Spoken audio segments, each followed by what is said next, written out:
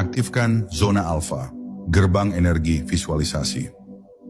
Pintu menuju realitas batin terbuka saat kamu memasuki zona alfa. Sebuah kondisi kesadaran di mana pikiranmu tenang, tapi sangat tajam.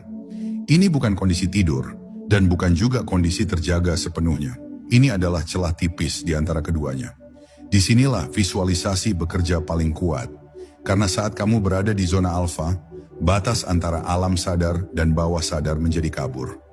Dan dalam kondisi ini, apapun yang kamu tanamkan akan masuk langsung ke pusat kekuatan penciptaan.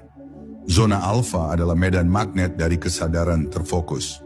Kamu mungkin pernah merasakannya saat kamu melamun sambil melihat langit, atau tenggelam dalam suara hujan, atau meresapi musik dengan mata terpejam. Tubuhmu rileks, tapi pikiranmu seakan melayang bebas. Inilah kondisi yang sangat ideal untuk melakukan visualisasi. Karena saat kamu berada di zona ini, resistensi mentalmu turun, dan kamu menjadi jauh lebih terbuka menerima gambaran baru tentang realitas. Masuk ke zona alfa tidaklah sulit. Kamu hanya perlu memperlambat napasmu, menutup mata, dan membiarkan gelombang pikiranmu menurun. Biarkan tubuhmu rileks dari kepala hingga ujung kaki. Rasakan ketenangan menjalar perlahan. Lalu mulailah membayangkan gambaran yang ingin kamu hidupkan. Rasakan seperti kamu sedang benar-benar ada di sana. Dalam zona ini, waktu tidak ada dan energi mengalir tanpa batas.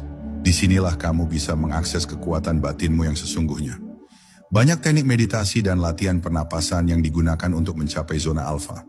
Tapi sesungguhnya, itu semua hanya alat bantu. Yang terpenting adalah niatmu dan kesadaranmu. Karena tubuhmu tahu caranya. Jiwamu mengenali jalan pulang ke dalam. Begitu kamu sudah masuk ke dalam frekuensi ini, maka gambar yang kamu ciptakan di batin akan tertanam jauh lebih dalam.